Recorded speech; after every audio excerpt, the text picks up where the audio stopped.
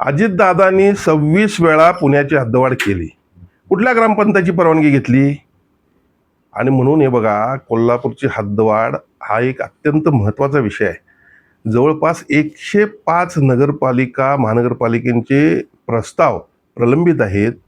मी जबाबदारीनं सांगतो की माजी सन्माननीय मुख्यमंत्री, दोन्ही उपमुख्यमंत्री, सर्व प्रमुख पदाधिकारी, पालकमंत्री, आमदार यांचे आमचं सर्वांचं एकमत झालेलं आहे की आता जनगणना सुरू आहे आणि 2027 मार्चला ज्यावेळी जनगणना संपेल ते सुरुवातीचे एक 10 गावं आपण त्यामध्ये घेऊ. आणि 10 गावं कुठली घ्यायची आहेत?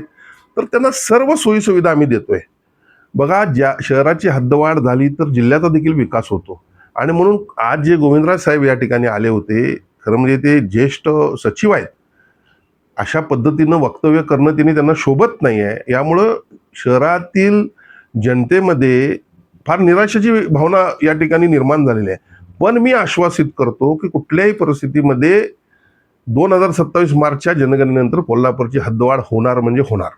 त्यांच्या या वक्तव्यानंतर आता आपली भूमिका काय असणार आहे?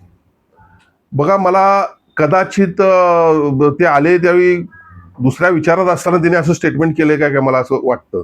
कारण ते स्वतः त्या बैठकीला होते आणि त्यांची भूमिका काय आहे त्याला मी महत्त्व कशाला देऊ?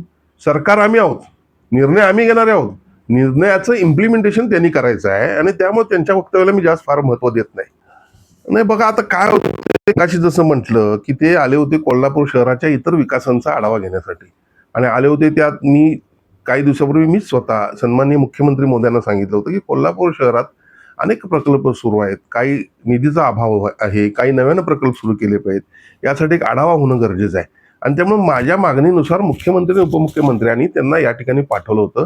त्याचा आढावा घेण्यासाठी ते आले होते. कदाचित हे आढावा घेत अचानक विचारलेल्या प्रश्नामुळे त्यांनी असं उत्तर दिलं असावं असं मला वाटतं.